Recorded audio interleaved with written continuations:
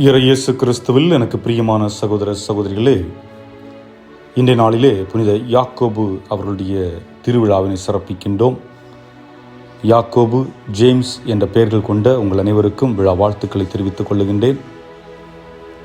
இந்த நாள் இனிமையான நாள். காரணம் என்னவென்றால், நம்முடைய வாழ்வை சிந்திப்பதற்காகவும் நம்முடைய எண்ணங்களை புதுப்பிப்பதற்காகவும் புனிதப்படுத்துவதற்காகவும் இன்றைய நற்செய்தி நமக்கு கொடுக்கப்பட்டிருக்கின்றது. காரணம் என்னவென்றால், நாம் இன்று சிந்திக்க இருக்கின்ற தலைப்பு எது முதன்மை, எதை புரிந்து கொள்ள வேண்டும். மனிதர்களை பொறுத்தவரை ஒரு இயல்பு உண்டு. நான் சொல்லுவதை மற்றவர்கள் கேட்க வேண்டும், நான் சொல்லுவதை மற்றவர்கள் செய்ய வேண்டும்.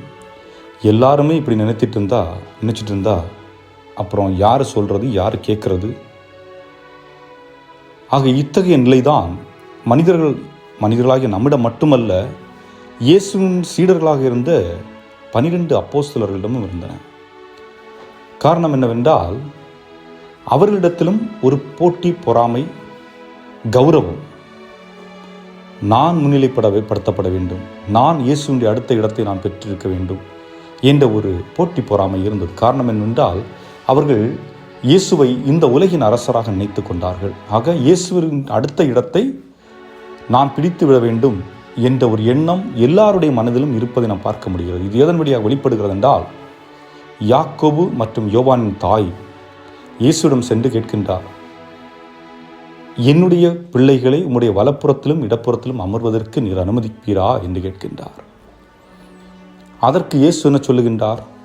அவர்கள் இருக்க வேண்டும் என்றால் நான் என்னென்ன துன்பங்களை படப்போகின்றனோ அதையெல்லாம் அவர்களும் தங்களுடைய வாழ்வில் அனுபவிக்க வேண்டும். இதை அந்த நேரத்தில் அவர்கள் புரிந்து கொள்ளவில்லை. ஆனால் என்ன சொல்லுகின்றார்கள்? சரி என்று சொல்லுகின்றார். ஆண்டவரும் சரி என்று ஒத்துக்கொள்ளுகின்றார். ஆனால் அந்த இடத்தை அவர்கள் எடுத்துக்கொள்வதற்கு எதை முன்னிலைப்படுத்தினார்கள் என்றால், கௌரவம் என்ற ஒரு வார்த்தை. இன்று நம்முடைய ஊர்களிலும் சரி, நம்முடைய குடும்பங்களிலும் சரி, சில விஷயங்களை நாம் செய்வது கௌரவம். நாம் செய்யலைன்னா மற்றவங்க நம்மளை பற்றி என்ன பேசிக்குவாங்க, மற்றவங்க நம்மளை பற்றி என்ன சொல்லுவாங்க, திருமணத்தை சிறப்பாக பல லட்சக்கணக்கில் செலவு பண்ணி நம்ம செய்யலைன்னா மற்றவங்க என்ன சொல்லுவாங்க, இல்லை நல்ல விதமான செலவுகளை செய்து ஒரு பெரிய வண்டி வாங்கலைன்னா மற்றவங்க நம்மளை என்ன சொல்லுவாங்க. கௌரவம், மற்றவர்கள் என்னை பற்றி பெருமையாக பேச வேண்டும் என்ற கௌரவம் மனிதர்கள் ஆசைப்படுகின்ற ஒன்று. அதே ஆசை தான் சீடர்களிடத்திலும் இருக்கின்றது. ஆனால் இயேசு என்ன செய்கின்றார்? இதை அப்படியே தூக்கி குப்பையில் போடுறாரு. நீ மதிக்கப்பட வேண்டும், நீ கௌரவப்படுத்தப்பட வேண்டும் என்று எண்ணுகின்றாய் என்றால் நீ மற்றவர்களை வழிநடத்துவதற்கு தகுதியானவன் அல்ல. தன்னையே அவர் என்ன சொல்லுகின்றார்? நான் பணிவிடை பெறுவதற்கல்ல, பணிவிடை புரிவதற்கே வந்தேன். அதாவது மற்றவர்களுக்கு நான் உதவி செய்வதற்கு, மற்றவர்களுடைய தேவைகளை நிறைவு செய்வதற்கு, மற்றவர்களோடு இணைந்து பயணிப்பதற்கு, மற்றவர்கள் துன்புறுகின்ற பொழுது உடனிருப்பதற்கு, அதற்காகத்தான் நான் வந்திருக்கின்றேன். அந்த செயலை நீங்கள் என்னோடு சேர்ந்து செய்ய தயாராக இருக்கின்றீர்களா என்று கேட்கின்றார்.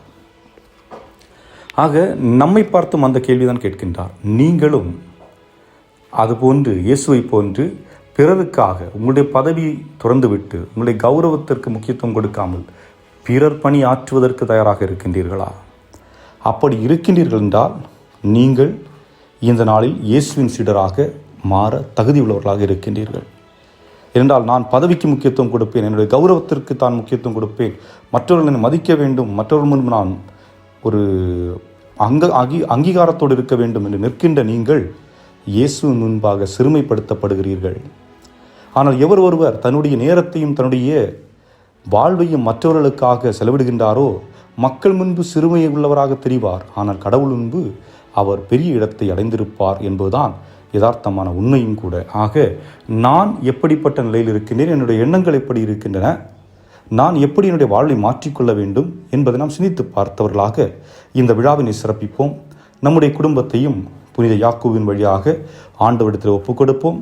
இறைவன் அவர் வழியாக அனைத்து புதுமைகளையும், நம் குடும்பங்களுக்கு தேவையான அனைத்து உடல் உள்ள ஆன்ம நலத்தையும் அளித்தருள இறைவனிடம் மன்றாடுவோம். இறைவன் உங்களை நிறைவாக ஆசீர்வதிப்பாராக. ஆமேன்.